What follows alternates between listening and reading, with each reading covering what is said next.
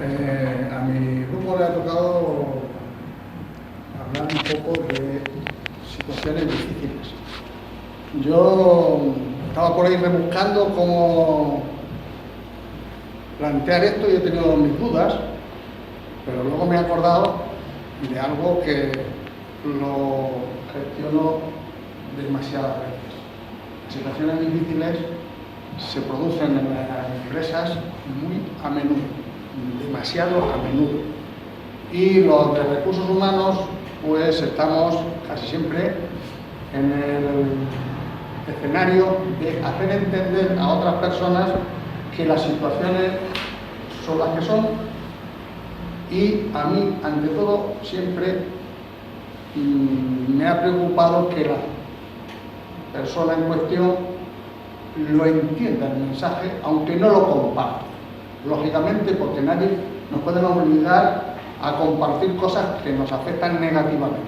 Entonces, la estructura que más o menos hemos estado manejando es, primero, analizar el interlocutor al que vamos a entrevistar, o grupo al que vamos a entrevistar. Su nivel no es el mismo hablarle a curritos. Cuando hablo de curritos, lo hago desde el cariño. Yo lo que más quiero de mi empresa son los curritos. Que hablarle a ingenieros, no es lo mismo. Entonces, el lenguaje lo modelamos un poco. Hacemos una pequeña introducción como en el fútbol, como en el rugby, calentar un poco, porque el frío te puede dar un desgarro y eso no es conveniente. Luego vamos a la idea central, a lo que queremos comunicar.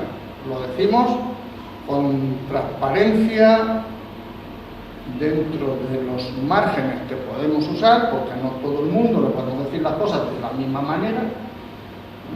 Y entonces, pero vamos, con ese modelaje le explicamos la cuestión. Seguidamente hay un ejercicio para mí muy importante, que es, si el objetivo es que la persona entienda lo que le vamos a transmitir, pues hacemos un feedback. Le preguntamos, hacemos un poco de preguntas de este tipo que hemos visto abiertas, y nos damos cuenta de que si no compartiendo lo que le decimos, porque le puede afectar, como digo, negativamente, sí que lo está entendiendo. Si quedan dudas, las despejamos, las volvemos a explicar.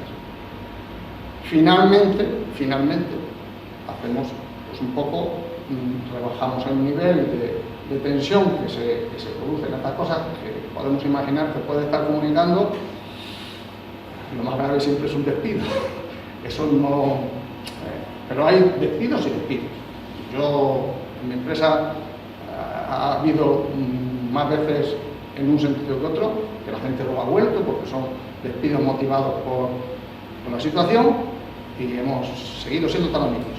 Pues incluso gente que es muy coherente, que dice, bueno, pues ayúdame a encontrar otra cosa por ahí, dame una carta de recomendación, dale tal, gente que... Dicho lo cual, me quedo con ese final, que procuramos sea entendido, que sea ese, y ahí hay una cuestión que ya hemos percibido.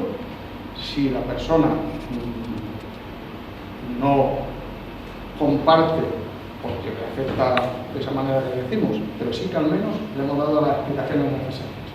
Esto llevado a esa situación o a cualquier otra, porque me vienen mil y una situaciones de estas tensas y críticas, que a nadie le gusta dar malas noticias, comunicar cosas difíciles. Entiendo muchas veces que puede ser una buena noticia y lo comunican de mala manera, pero sobre todo donde tenemos que ser muy estrictos y muy es cuando comunicamos cosas que a la otra persona no le va a gustar. Y estoy mirando a mi compañera desde ese, si tuviera que explicarle a sus conciudadanos que va a subir la tasa de basuras, pues muy bien que lo expliques, siempre tienen un ese que no me gusta, pero todo lo que toca aquí, malamente. Bueno, pues este es cómo hemos estructurado el comunicar cosas difíciles, y creo que todo lo que es lo más difícil, que es comunicar cosas difíciles, porque decir a alguien otra cosa, y dices, se queda el tío tan contento. Me ha dicho que me va a subir el sueldo. ¡Oh, Dios! Nada más. Ahí está. Ahí está. Bien, un aplauso. Quédate ahí que te necesitamos.